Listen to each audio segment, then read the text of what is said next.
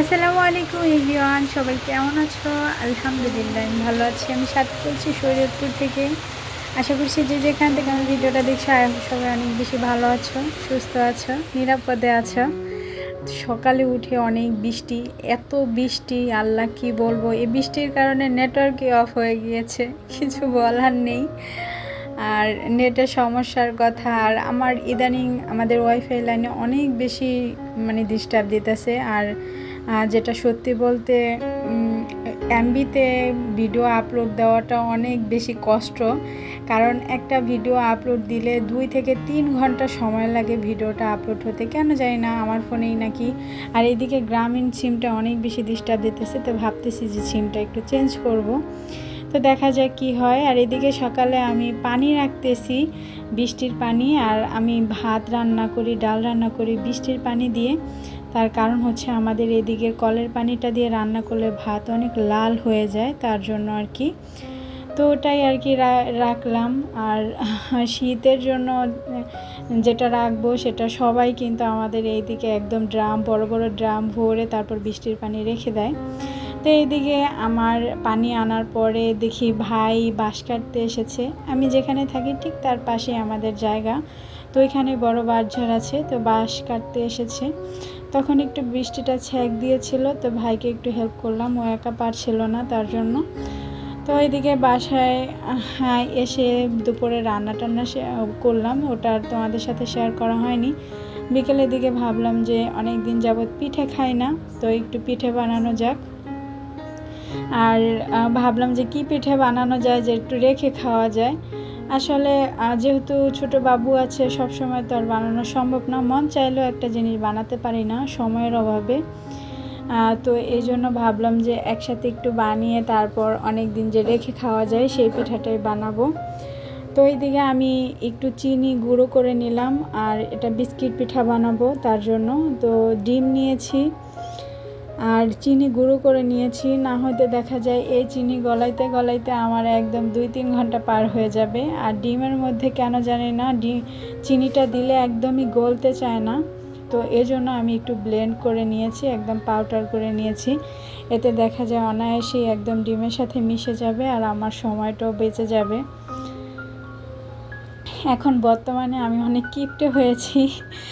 কিপটে বলার কারণ হচ্ছে সময় গুনে গুনে পার করি আমি, অনেক সাবধানের সহিত সময়গুলো পার করি। কেন আমার কাছে মনে হয় যে এই বাবু ঘুম আসলে আমার 10 মিনিট যদি আমি একটু এদিক ওদিক করি তাহলে আমার টাইমটা লস হয়ে যেতেছে, এরকম আমার কাছে মনে হয়। তো ইহান ঘুম আসলে আমি ঝটপট কাজ করি, যে কতক্ষণে আমি কাজগুলো সব সারবো আর একটু রিল্যাক্স করতে পারবো, একটু রেস্ট নিতে পারবো, এরকম একটা চিন্তাভাবনা আমার মধ্যে সবসময় থাকে।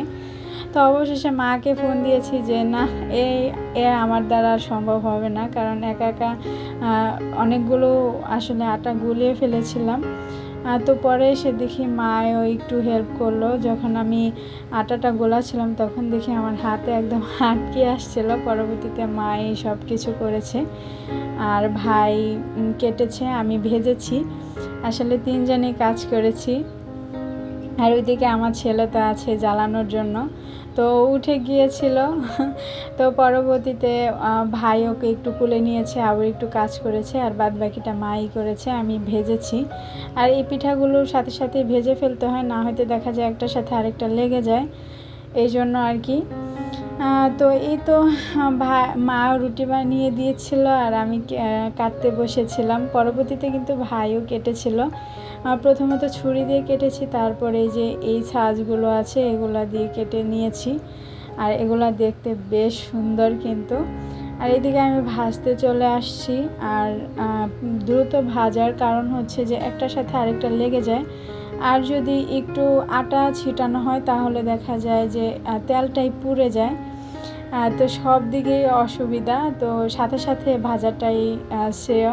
তো দেখতেই পাচ্ছেন একটু লেগে গিয়েছে, আর এদিকে দেখেন একদম কি বলবো, শাপলা ফুলের মতন ফুটে আছে, এরকম মনে হচ্ছে না? আমার কাছে বেশ ভালো লাগছিল, তো তোমাদের সাথে শেয়ার করলাম।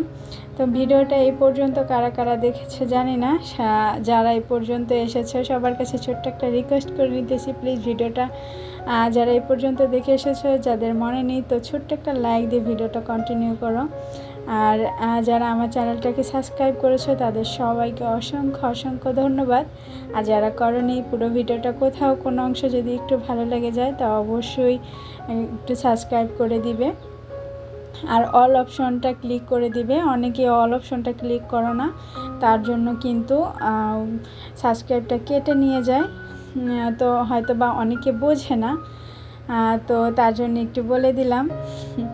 আমি কিন্তু ইউটিউব সম্পর্কে একদমই অবগত না, পুরোপুরি বুঝি না, তবে যতটুকু বুঝি ততটুকু নিজে একটু মেনে চলার চেষ্টা করি। যাই হোক, সবাইকে যারা যারা আমাকে সাপোর্ট করেছে সবাইকে অসংখ্য ধন্যবাদ। এ পর্যন্ত আসতে পেরেছি, অনেক আপুদের ভালোবাসা পেয়েছি, এটাই আমার কাছে অনেক বড় পাওয়া। তো এদিকে আমার বলতে বলতে দেখো আমার পিঠা কিন্তু ভাজা শেষ, অনেকগুলো পিঠা হয়েছে। আর এই পিঠায় অনেক আয়, দেখা যায় যে অল্প কিছু বানালেই অনেক দিন খাওয়া যায়, এ তো আর পেট ভরে খাওয়ার জিনিস না। তো যাই হোক, এই যে এদিকে আমি একটু ড্রাগন ফল মেখে নিলাম, আর এটা মেখে নিয়েছি আমি একটু কাসুন্দি, চিলি ফ্লেক্স আর একটু লবণ দিয়ে। আর এটা কিন্তু বেশ লাগে খেতে, তোমরা ট্রাই করতে পারো, আমার কাছে কিন্তু অনেক বেশি ভালো লাগে। যারা ড্রাগন ফল পছন্দ করো না তারা কিন্তু এরকমভাবে খেয়ে দেখতে পারো, ট্রাই করতে পারো। আজকে এখানেই বিদায় নিচ্ছি, সবাই ভালো থাকবা, সুস্থ থাকবা।